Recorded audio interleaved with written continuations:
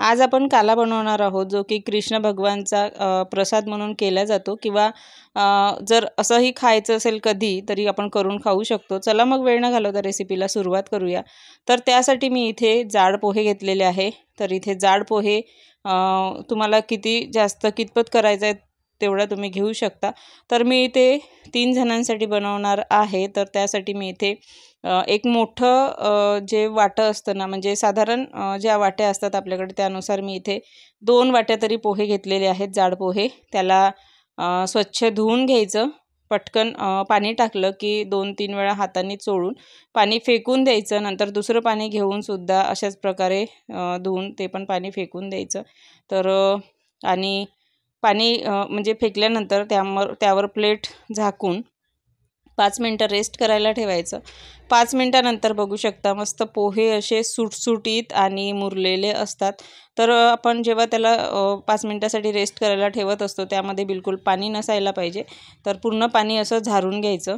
तर बघू शकता मस्त असे पोहे भिजलेले आहे, एकदम असे गिलगिले नाही आहेत आणि त्याला रेस्ट करणं हे खूप गरजेचं आहे 5 मिनिटासाठी तरी। तर आता यामध्ये आपण छान असे इन्ग्रेडियंट्स टाकून घेऊ। जे यामध्ये मी घेतलेलं आहे पेरू।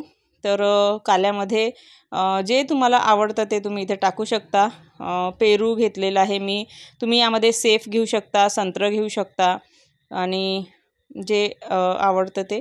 नंतर यामध्ये मी मिरची घेतलेली आहे बारीक। तुम्ही ठेचा करून घ्या त्याचा, म्हणजे ठेचून घ्या किंवा असे बारीक चिरून घ्या, एकदम बारीक बारीक। नंतर इथे मी अर्धा टोमॅटो घेतलेला आहे आणि डाळिंबाचे दाणे घेतलेले आहे 2 ते 3 चमचे साधारण। तर यामध्ये तुम्ही सेफचे बारीक चिऱ्या करून आणि संत्र्याच्या सुद्धा चिऱ्या करून टाकू शकता। इथे मी कोथिंबीर घेतली। नंतर आंबटपणासाठी 2 ते 3 चमचे मी इथे दही घेतलेलं आहे। तुम्हाला अजून पाहिजे असेल तर तुम्ही इथे ॲड करू शकता। तर मी इथे 2 ते 3 चमचे साधारण घेतले आहे, लागलं तर नंतर आपण टाकूया। नंतर इथे महत्त्वाचं असते लिंबाचं लोणचं। तर नसेल तर निंबू पिळून टाका। लिंबाचा रस 1 चम्मच वगैरे असा तुम्ही इथे टाकू शकता। आता इथे चवीनुसार मीठ टाकलं बघू शकता आणि आता साखर। तर साखर टाकणं खूप मस्ट आहे, यामध्ये दही आहे।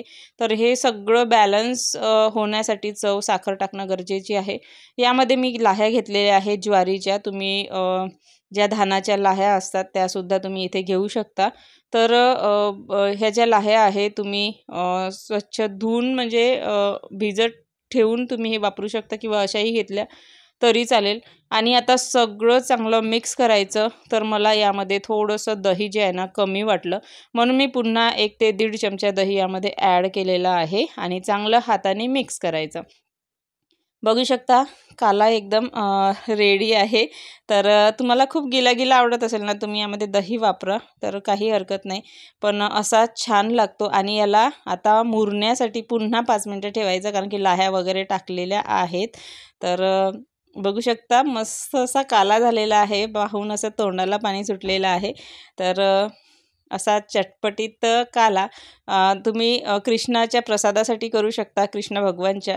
आणि नाही तर असंही तुम्हाला कधी खायची इच्छा झाली तर करून तुम्ही इथे खाऊ शकता। आता याला गार्निश करून घेऊ थोडंसं डाळिंबाच्या दाण्यांनी। तर डाळिंबाचे दाणे नक्की टाका आणि पेरूसुद्धा टाका। मक्याचे कणसाचे दाणे तुम्ही कणसाचे दाणे तुम्ही भाजूनसुद्धा देऊ शकता, टाकू शकता। आता कृष्णाला मस्त असा प्रसाद अर्पण करून घेऊया। थोडंसं पाणी फेरून घेतलं आणि प्रसाद अर्पण केला, नंतर आपण खाऊन घेऊया। तर खूप मस्त असा झालेला होता। तर तुम्ही पण असाच करता का, मला इथे कमेंट करून तुम्ही सांगू शकता। व्हिडिओ आवडला तर व्हिडिओला लाईक करा, शेअर करा। चॅनलवर नवीन असाल तर चॅनलला सबस्क्राईब करा आणि सबस्क्राईब केलं असेल तर बेल आयकॉनला नक्की प्रेस करा, म्हणजे जे पण मी व्हिडिओ टाकतो त्याचं नोटिफिकेशन तुम्हाला मिळून जाईल। तर पुन्हा भेटूया अशाच नवीन रेसिपीसोबत। तोपर्यंत मस्त खा आणि स्वस्त रहा। Bye bye. ओम साईराम।